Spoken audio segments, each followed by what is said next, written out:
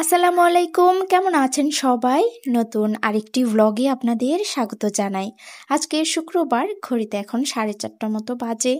কিছুদিন হয় অনেক এনার্জি পাই, মনে হয় ছুটি পেলে সব কাজ করে ফেলি বাসার, কিন্তু কিছুদিন হয় কিচ্ছু কাজ করতে ইচ্ছে করে না। অনেক লো ফিল হয়, মনে হয় যে কিছুই করব না, শুধু শুয়ে থাকি।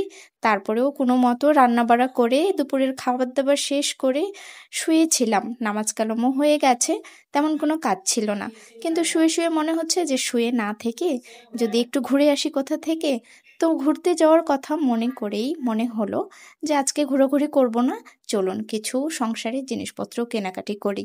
জানেন তো, আমার কিছুদিন মনে হচ্ছিল যে আমার কিছু শখের জিনিস এত বেশি পছন্দ হচ্ছিল আর এত কেনার ইচ্ছা করছিল, সেটা প্রায় 5-6 মাস আগে থেকে সেটাই আজকে কিনতে যাচ্ছি। তো বেরিয়ে পড়েছি, ট্রেন থেকে নেমে এখানে রিক্সা নিয়ে নিয়েছি, রিক্সায় করে এখন যাচ্ছি। কি সুন্দর লাগছে বলেন, আকাশটা অপূর্ব লাগছে। পশ্চিম দিকে যাচ্ছি তো আমরা, পশ্চিম দিকের সূর্যটা ঝলমল আলো দিচ্ছে আর লাগছে ভারী সুন্দর। চলুন যাওয়া যাক। আপনারা রাস্তাটা দেখে চিনতে পেরে গেছেন, যারা আপনারা আগে থেকেই আমাকে ফলো করেন তারা। আমি শাহবাগে নেমে এখন রিক্সায় করে যাচ্ছি, যাব একটু নিউ মার্কেটে। আসলে কোনো কিছু কেনাকাটার মনে হলেই তো আমরা ভাবি যে আমরা নিউ মার্কেটে যাব, সেখানে কোয়ালিটি এবং জিনিসের যে আপডেট ভার্সনগুলো এত সুন্দর পাওয়া যায়, সেখানে সব কিছুই পাওয়া যায়। মনে হয় সব থেকে আগে আপডেট জিনিসপত্র যেটাই কিনেন আপনি, কাপড় চোপড় কেনেন, সংসারের জিনিসপত্র কিনেন, সেটা সেখানেই পাওয়া যাবে। একটা পছন্দ হবে না, আরও 10টা আইটেম থাকবে যেটা আপনি দেখে শুনে খুব সুন্দর মতো কিনতে পারবেন। পৌঁছেই গেছি, এই যে দেখেছেন কি সুন্দর লাগছে বলেন। হোম ডেকোরের জিনিসপত্রগুলো সবুজ আর লাল লাল ফুল, বেশ ভালো লাগছে। জানেন তো, মনটা কেমন অলস অলস ভাব ছিল বাসায় এসে, আর এখানে এসে একদম ফুরফুরে আর চাঙ্গা মেজাজ হয়ে গেছে। কেন হয়েছে বলেন তো? মেয়ে মানুষের সংসারে জিনিসপত্র দেখলে আর মন ঠিক থাকে না, লোভটাও সামলায় না, মনে হয় সব কিছু, এই যে দেখেছেন, সব কিছু কিনে বাসায় নিয়ে যাই। কিন্তু বাসায় রাখার জায়গা থাক আর না থাক, সেটা তো আর মন বোঝে না বলেন। আচ্ছা বলেন তো, আমার মতো কি আপনাদেরও সবার হয়? এমন একটা বয়স থাকে যে কাপড় চোপড় গহনাগাটি এগুলোতে খুব শখ জাগে। শুধু গহনাগাটি কিনবো, সেটা ইমিটেশন হোক বা একটু দামি দিয়েই হোক, বা কাপড় চোপড় এটা পছন্দ হচ্ছে না আরেকটা কিনবো, এটা পছন্দ হচ্ছে না আরেকটা কিনবো। কিন্তু একটা বয়সে যায় শুধু সংসারের জিনিসপত্র কিনতে ইচ্ছে করে। প্রত্যেকটা বয়সের এক একটা করে সৌন্দর্য থাকে, তাই না বলেন? আমার তো এরকম খুব হয়, মানে সংসারের এত সুন্দর সুন্দর জিনিসপত্র আর দোকানগুলো এত সুন্দর গুছিয়ে রেখেছে, একদম মন চোখ সব জুড়িয়ে যাচ্ছে বলেন। আমার একটু দরকার ছিল ছোট্ট মতো যে ফ্রাই প্যানগুলো পাওয়া যায় না, যেগুলোতে টোস্ট করা যায়, ডিম পোচ করা যায়, সেগুলো প্রচণ্ড খুঁজছি, যেটা পছন্দ সেটা কিছুতেই পাচ্ছি না, জানেন তো। আর ওটা তো পাচ্ছি না, আর এই দিকে হাজারটা জিনিস পছন্দ হয়ে যাচ্ছে, যেটা আমি আসলে কিনতেও আসিনি। কিন্তু মেয়ে মানুষ তো কিছু করার নেই, সংসারের জিনিসপত্র পছন্দ হবেই। সেগুলোকে মনের উপর পাথর চেপে কিছুটা অ্যাভয়েড করেই সামনে এগোচ্ছি, যে সেই জিনিসটা যদি আমি আগে পেয়ে যাই আমার পছন্দ মতো, সেটা কিনেই আদার্স যে জিনিসপত্রগুলো পছন্দ হয়েছে সেগুলো থেকে টুকটাক কিছু একটা কিনে নেব। কিন্তু সেটা আমি পাচ্ছি না কিছুতেই। কয়েকটা দোকান এখানে বেশ বড় বড়, কিন্তু কিছুতেই পাচ্ছি না, বুঝছেন তো। পাচ্ছি যেটা, সেটা আমার পছন্দ হচ্ছে না।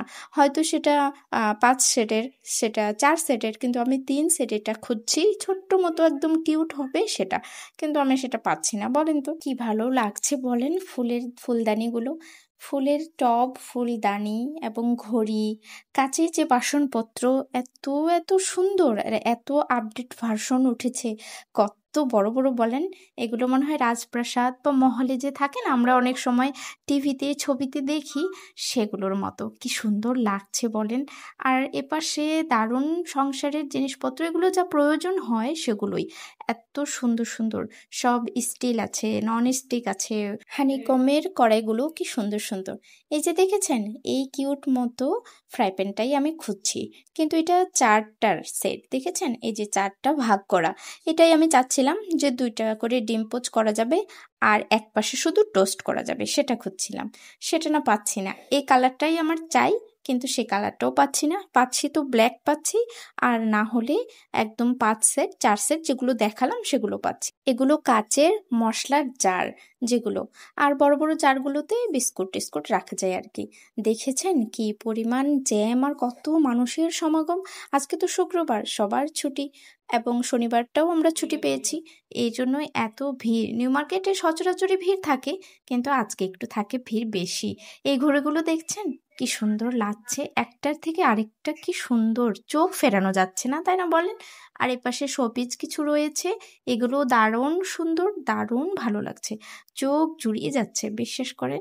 এখানে এসে কিছু জিনিস আপনি যদি কিনতে নাও চান, আপনার সেটা পছন্দ হয়ে যাবে, কিনতে ইচ্ছে করবে। চলুন যেটা নিতে এসেছি সেটা আগে খোঁজাখুঁজি করি, এত সহজে তো পাওয়া যাচ্ছে না। এই যে দেখেছেন এই কিউটটাও পছন্দ হয়েছিল, কিন্তু এটার যে ডিম পোস্টটা করব বা ডিমটা রাখবো সেটা না হার্ড শেপ, সেটা আবার খেতে গেলে কেমন লাগবে সেটা আমার পছন্দ হলো না। একটু রাউন্ড শেপ থাকবে, গোল আকার যেটা, সেটা আমার বেশি পছন্দ হয়েছিল। কিন্তু উনি বললো যে গোডাউন থেকে এনে দিচ্ছি।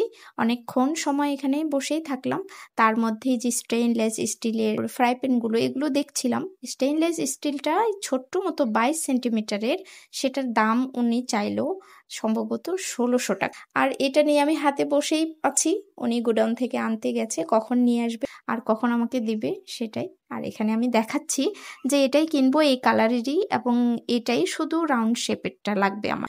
সবকিছু কেনাকাটা করে বাসায় ফিরতে ফিরতে অনেকটা রাত হয়ে গেছিল। এটা পরের দিন, এখন সকাল বাজে 8টা মতো, ঘুম ভেঙে গেছে আমার। এই যে জিনিসপত্রগুলো কিনেছিলাম তার মধ্যে একটা দুঃখজনক ঘটনা হয়ে গেছে জানেন তো। এই যে ফ্রাই প্যানটা পেয়ে গেছি শেষ বেলায়, কিনে নিয়ে এসেছি। এটার আসলে দাম নিয়েছে 1000 টাকা, কোনোখানে 900 টাকা, 950, 800 টাকাও পাওয়া যাচ্ছিল, কিন্তু কোয়ালিটির উপর বেস করে আপনাকে সেটা কিনতে হবে। আর কিছু প্লাস্টিকের বক্স কিনেছি, ফ্রিজে খাবার টাবার রাখা যাবে, এগুলো হোলসেলে পাওয়া যাচ্ছিল। এটার দাম বেস্ট বাইতে আপনারা যাবেন 150 টাকারটা 150 টাকায় দিয়েই আপনাকে কিনতে হবে, কিন্তু ওখানে একটু কম দামে পাওয়া যাচ্ছিল। যেটা 150 টাকা দাম সেটা 120 টাকা করে পাওয়া যাচ্ছিল। আর এপাশে কিনেছি কিছুটা কিশমিশ, আধা কেজি মতো আছে। কিশমিশ এখন কেজি 800 টাকা, এটা আধা কেজি 400 টাকা দিয়ে নিয়েছি। আরও আছে কি দেখি, ও একটা প্লাস্টিক রাখার যে ব্যাগগুলো পাওয়া যায় 100 টাকায়, খুব কাজের জিনিস এটা জানেন তো। আর এটা কিনেছি। এখন দাঁড়ান, যে একটা ঘটনা ঘটে গেছে সেটা আপনাদের সাথে শেয়ার করি। খুব শখের জিনিস, খুব পছন্দ হয়েছিল জিনিসটা, বাসায় নিয়েও এসেছিলাম, কিন্তু নিয়ে আসার পরে দেখছি, যখন আমি খুলতে যাই তখন দেখছি এটা ভাঙা। এত মনটা খারাপ হয়ে গেছিল জানেন তো। আর ভিডিও ক্লিপ আসলে নেওয়া হয় নাই, মনটা ভীষণ খারাপ ছিল। কিভাবে শেয়ার করব আসলে বুঝে উঠতে পারছিলাম না। এত এক্সপেন্সিভ একটা জিনিস, সেটা একদিন ইউজও করলাম না, এসেই দেখলাম সেটা ভাঙা। আসলে দোকানদারের দোষটা আমি দেব না, কারণ এটা একটা পলিথিনে, এই যে পেপারটা দেখতে পাচ্ছেন এটা মুড়িয়ে পলিথিনে দেওয়া ছিল, আর আমি সেটা হাতে ঝুলিয়ে এই পাশে যে দেখছেন ফ্রাই প্যানটা ওইটার সাথে একসাথে রেখেছিলাম। হয়তো আমার হাঁটতে হাঁটতে কোথাও লেগে সেটা ভেঙে গেছে, এটাও হতে পারে।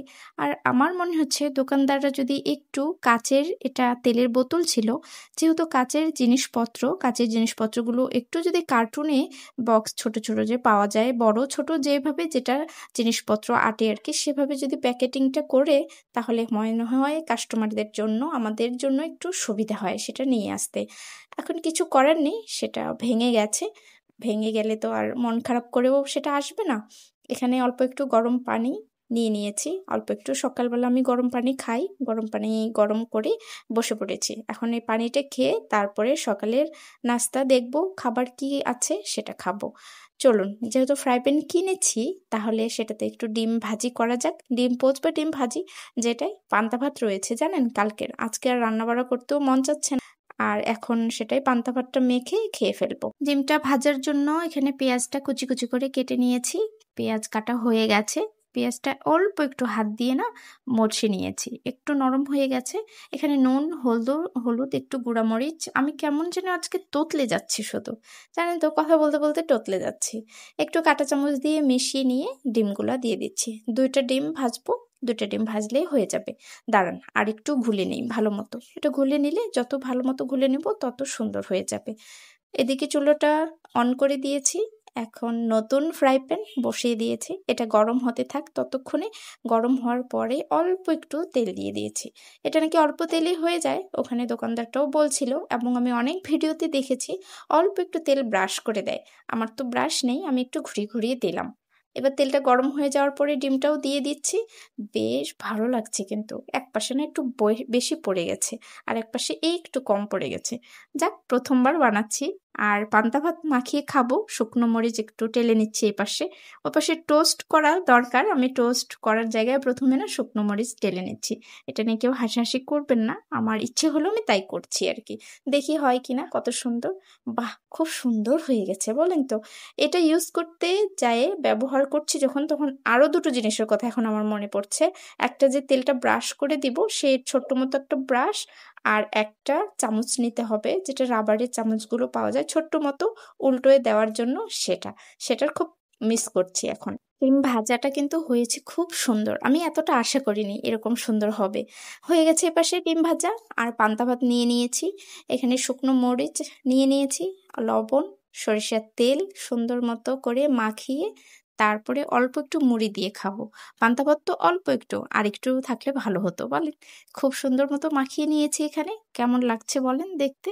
লোভনীয় লাগছে না? দারুণ। আমার তো এখনই লোভ পড়ছে, আমি যখন এডিট করছি তখন আরেকবার পান্তা ভাত খেতে ইচ্ছে করছে। তাহলে চলুন পান্তা ভাত এখানে খাওয়া দাওয়া শুরু করি। আর আজকের ভিডিওটা এখানে শেষ করছি। আজকের ভিডিওটা কেমন লাগলো তা অবশ্যই কমেন্টে জানাবেন।